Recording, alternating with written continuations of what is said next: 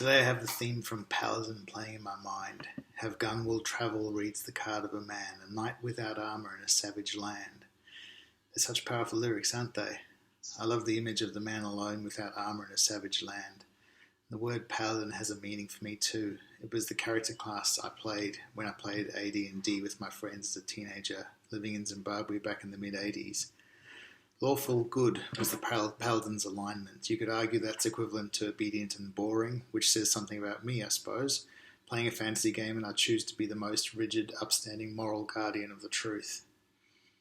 This week I caught up with some of my old workmates, like I said I was going to, and I learned that my old pod buddy took his own life. We had lost contact a couple of years ago. I should say I had stopped him contacting me because I wasn't able to help him.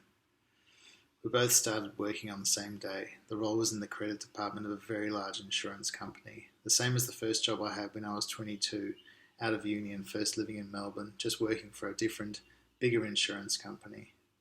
My dad got me that first job back in 1993, and again in 2004 he called on his last remaining contact in the insurance world, and I walked into a job which didn't involve me cold calling, trying to sell funeral insurance, which is what I'd been doing a couple of months prior to getting the insurance job. 10 years plus into my corporate working life and I was back at ground zero. But back to my pod buddy.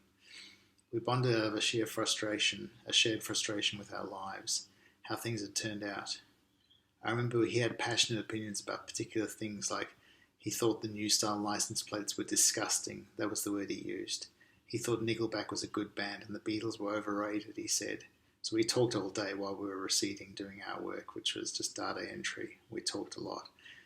I disagree with him on both those points about the music. I remember he thought the lyrics in Obla Di Obla Da, where Paul sings about Desmond taking his trolley to the jeweller's store, he thought that line was Jew Man's store and he was incensed.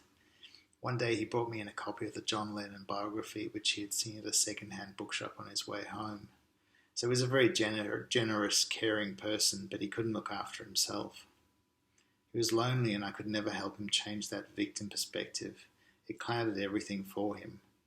I remember him saying the year hadn't been good to him, like he actually believed that. The year was the problem. I don't mean to sound high and mighty. I know I've put a lot of blame out there onto other people or institutions, but that's the point. That's why I'm growing the Mo for Movember. I know that thinking is toxic, it's poisonous, it's deadly. I have to help, play some part in changing this thinking that leads to such dead ends. That's the purpose in my living this life. Having these experiences is to survive and to help others, to give a hand or lift up those who are worse off. In that job I'd never worked with so many people who either identified as suffering from depression or otherwise just displayed symptoms of depression. It was a soul-destroying environment, and working there almost destroyed me. I knew I had to get out. But the thing was, as bad as I felt, I could see some of the people I worked with, literally the two I shared my pod with, were both worse off than I was. I wanted to help and I felt like I could help, but only so far. That was the problem. Douglas Block has a great video where he talks about ways to manage suicidal thoughts. I remember in it he talks about the prison of this pain which you feel will never end, not seeing a future, stuck in a living hell, looking for a way out. I've been in that position where you wish for an end, a way out. That's part of what sleep represents to me, an escape from the crushing sense of missed opportunity, regrets, and life passing by, but more on that later. The thing is, I'm lucky enough to have never made a plan to end my life. I've never thought about methods to do it. I'm lucky because I have the thoughts of my family to keep me from acting on my selfish desires to end the battle. I might feel like I've failed them and that I only annoy them or make them unhappy. Better then to give in to sleep than to take permanent action. Rise and face another day. My dad used to say, Môre is nog 'n dag. That's Afrikaans for tomorrow is another day. The thing is, I don't want to end my life. I just want to end the suffering and the pain and the sense of that lost opportunity. That's a judgment of myself only I can make. Look at me, white, middle class, male, married with 2 healthy children. What right do I have to complain, right? How can I want more?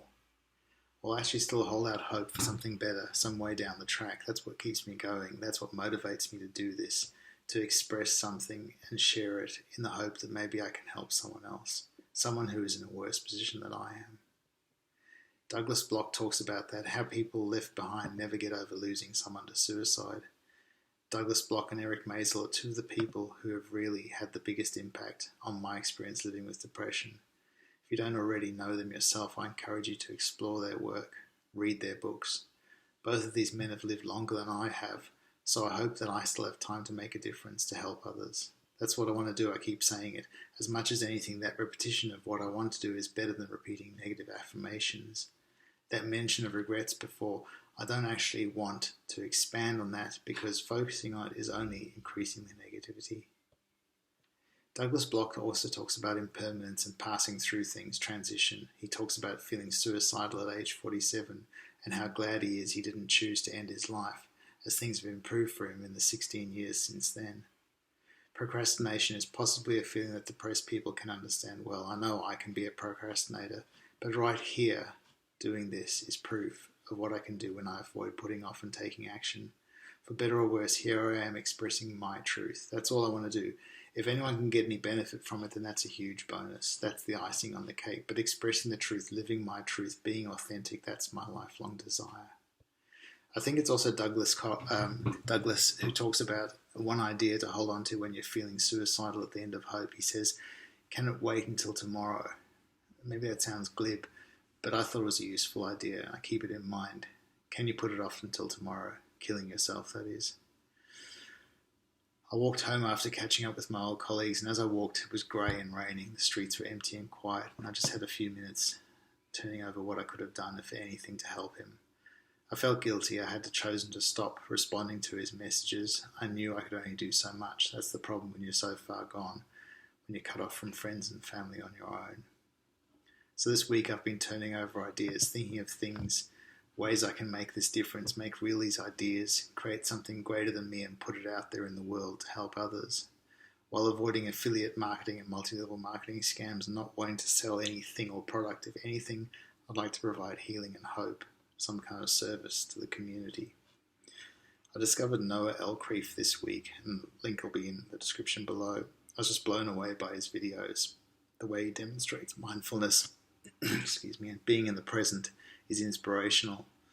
I'll link to his page below. He seems to be doing the kind of thing I would love to do, and he has the audience size I dream of too. The thing is, I know or I believe that we need more voices, that my individual experience and my life is worth adding to the voices.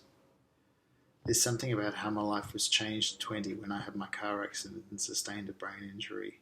I was travelling between two places, and in some ways I feel like I'm forever travelling and forever young. In my mind I'm still young. It's that hope for something bigger and better one day when I grow up. It sounds crazy maybe, but I still have years to live and give. At least I hope I do. I dream of doing work that is my life. By that I mean I want my life to be my work, and my work my life. I want to wake and do my work. I don't aspire to work less or have days off work. That's why writing always appeals. I get to work alone, uninterrupted. I haven't yet had much time in my working life where I've had that daily satisfaction of purpose, nor have I been able to reap the financial rewards I need to support my family, but maybe it's still coming. I've lived in fear for so long, fear of failure, fear of being inadequate, not being good enough, making the same mistakes again. Irritability and a quick temper are two of the hallmarks of head injury, along with regrets and self-blame. Only I can change that and forgive myself, and I'm not giving up. I remind myself of how I felt that morning when I walked away from what was left of my home, that sense that I'd been spared. There had to be a greater meaning to it, and that thought keeps me going. I can't see the future, I can't predict it. Thanks for sticking with me this far. If you care about helping and if you can do so, please donate to the Movember campaign and take care of yourself.